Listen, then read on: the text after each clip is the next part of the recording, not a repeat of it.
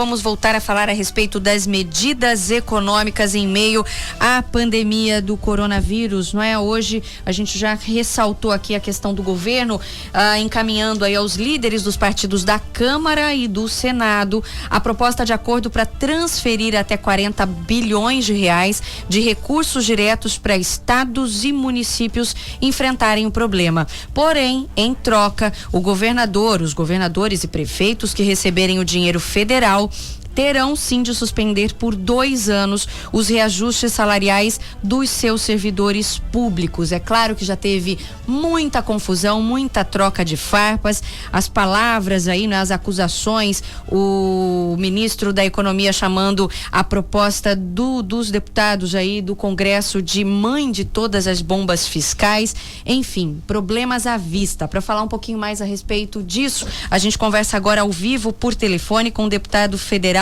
Nery Geller. Bom dia, deputado, tudo bem? Bom dia, tudo bem. Obrigado pela oportunidade. A gente que agradece para poder conversar com o senhor e esclarecer toda essa situação, que aqui a gente já se sente no meio de um fogo cruzado, deputada. É essa a impressão que se tem? Na verdade, o que acontece é que os nervos estão todos à flor da pele e as lideranças de forma um pouco assodada acabam se precipitando em se manifestar. Mas que nós, da Frente Parlamentar da Agropecuária e principalmente também a bancada do Estado de Mato Grosso, temos mantido a coerência de apoiar o governo nas principais ações. Nós votamos ainda na primeira semana, isso há 15 dias atrás, a PEC 1020, que dá autonomia para o governo federal de até 500 bilhões de reais para fazer remanejamento e fazer as ações emergenciais que precisam ser feitas para cuidar da saúde pública, para ter as mínimas condições para fazer o enfrentamento a essa pandemia e ao mesmo tempo também ter fôlego e fluxo para fazer com que a economia minimamente funcione, porque infelizmente as duas coisas precisam caminhar junto. Nós precisamos evitar aglomeração de pessoas, mas não podemos parar o transporte, não podemos parar a agroindústria, não podemos parar os serviços essenciais, sob pena de gerarmos desabastecimento nos grandes centros. Então precisa ter o equilíbrio, e é isso que nós fizemos lá quando nós votamos a PEC 10-20-20, e agora essa discussão para atender os municípios e os estados também, porque é lá na ponta que acaba acontecendo e que o recurso precisa chegar. Então, o que nós estamos fazendo, nós votamos a PEC porque é importante vir esse recurso para as prefeituras, para os governos do estado. E com relação à questão do funcionalismo público, nós precisamos, eu particularmente não estou me envolvendo nessa discussão, porque a gente tem que ter o equilíbrio agora, e daqui 60, 90 dias a gente faz um rearranjo de tudo isso. Nós precisamos cuidar agora da saúde pública para proteger as pessoas que estão em risco e ao mesmo tempo dar condições para ter os serviços essenciais funcionando. Deputado, bom dia. Ariana, tudo bem? Oi, Ariana, tudo bem? Tudo jóia. O senhor vocês já participaram, né? O senhor já participou de uma reunião com o nosso governador Mauro Mendes para tratar exatamente dessa questão dos trâmites, né? Com relação a esses recursos das emendas aí, principalmente no caso de destinação para a saúde, especificamente, dessa questão do enfrentamento da Covid. O que ficou aí decidido, ou o que foi conversado, o que o governador relatou, né? O que tem sentido com relação a essas questões, esses trâmites burocráticos que estão acontecendo e que está gerando, né, tanta confusão, tanta polêmica, né? Ariana, graças a Deus aqui no estado de Mato Grosso, tanto o governo do estado, a bancada federal e a Assembleia Legislativa, pelo que eu estou acompanhando mais de longe, não tem esses conflitos que estão acontecendo lá em Brasília. Então isso é benéfico para a sociedade, porque acaba cedendo e não gerando polêmicas desnecessárias que cria uma instabilidade. A minha reunião ontem com o governador, ela foi exatamente nesse sentido.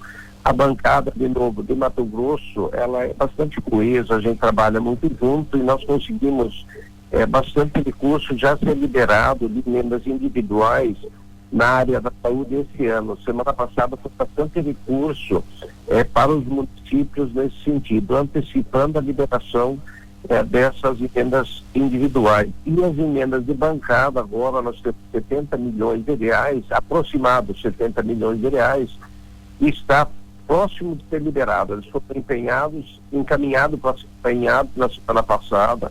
Eu sentei com o governador e com o secretário de saúde ontem, nós fizemos uma reunião porque precisava fazer alguns alinhamentos técnicos. Isso ficou tudo acertado. E se Deus quiser, nos próximos 15, 20 dias, nos próximos 10 dias, no máximo 15 dias, deve liberar esses 70 milhões, que vai ajudar sobremaneira também o governador a fazer esses enfrentamentos e ajudar, inclusive, os municípios a fazer esse enfrentamento. Ok, deputado, via Skype, Antero Paes de Barros também vai participar aqui com a gente da entrevista de hoje. Bom dia, Antero. Bom dia, Camila, bom dia, Ariana, bom dia, deputado. Eu quero saber o seguinte: todas as emendas individuais e de bancada foram destinadas exclusivamente para a saúde, deputado? Senador Antero, não todas elas, né? Nós temos 26 milhões de reais que foram empenhados na semana passada, que é um recurso que está na segurança pública. Como a segurança pública tem um déficit bastante grande com relação à estrutura mínima, inclusive para ajudar, nós mantivemos o bom senso e mantivemos 26 milhões de reais. 38 milhões de reais que estava no DENIT, nós remanejamos para a saúde. Então não foi todo o recurso, mas a boa parte foi redirecionado para que a gente dê preferência na questão da saúde. Por entendimento do próprio governador, da equipe do Estado, entendeu-se que os 26 milhões na área da segurança pública seria importante manter. Então remanejamos só essa questão do DENIT e já o recurso que tinha para a área da saúde. Antero, tá ouvindo? Antero, tá ouvindo a gente? Eu estou ouvindo, sim, Camila, mas e aí? Continuou comigo? Eu tô pode ouvindo. Pode continuar. Tá, na verdade é o seguinte, deputado, eu gostaria de saber também o seguinte: como é que a Câmara dos Deputados está havendo esse confronto do Mandetta com o presidente da República? O Mandetta cai esta semana? O Mandetta cai, na sua opinião? Ele será demitido pelo presidente? Que avaliação que a Câmara faz nesse momento? Antero, eu particularmente acho que o Mandetta está fazendo um grande trabalho. Nós, da bancada federal, temos dado sustentação ao governo nesse momento de dificuldade, usando consenso, liberando os recursos, assim como nós votamos a medida provisória 10-2020, que dá espaço fiscal e orçamentário de até 500 bilhões de reais para o governo. Acho, eu sinceramente, que nós temos trabalhado nos bastidores muito forte, Antero, nós da Frente Parlamentar da Agropecuária, para pacificar isso. Eu acho que o governo precisa se entender um pouco melhor. Eu estou falando do governo federal, para manter. Eu, se dependesse de mim, pediria para manter o Mandetta, mas a situação está bastante complicada e eu não quero criar uma polêmica em cima disso. Eu acho que nos próximos 2, 3 dias vai ter desdobramento. Ou faz um alinhamento, ou então ele sai do governo. Mas, deputado, agora pode falar, Antero. Não, e com relação aos governadores, porque a política do Bolsonaro é uma política assim interessante, né? Aliás, ontem o presidente Trump dos Estados Unidos também disse que o que vai valer é o decreto dele, que não vai valer o dos governadores, e os governadores lá de Nova York, da Califórnia, etc. e tal, responderam não. O Trump é só o presidente da República, ele não é o rei Trump, ele é o presidente Trump. E aqui também, quer dizer, o presidente da República faz uma política de esculachar com os governadores. Quer dizer, ele vai levar aonde isso? Quer dizer, um outro detalhe, não há um debate, não começa a falar na Câmara dos Deputados do impeachment do presidente, não é que eu defendo, não. Eu só estou perguntando se já não há rumor na Câmara dos Deputados sobre o impeachment do presidente Bolsonaro, por colocar a saúde pública em risco. Antero, isso não existe, até porque a grande maioria dos parlamentares estão alinhados e preocupados com essa questão dessa pandemia. Então, não existe espaço e eu, sinceramente, o que nós fizemos é tentar ajudar a pacificar. Logicamente, existe uma insatisfação de parte parlamentares que estão ligados à agricultura, inclusive, e que tem uma preocupação forte com dar estabilidade nesse momento para fazer o enfrentamento, que é um problema grave, é um problema sério, de consequências na área da saúde, mas de consequências econômicas lá na frente também muito grande, porque tem uma tendência com essa crise de reduzir um pouco o consumo mundial e, portanto, atingindo economicamente países produtores como o nosso. O enfrentamento, tanto na área da saúde, junto à sua equipe,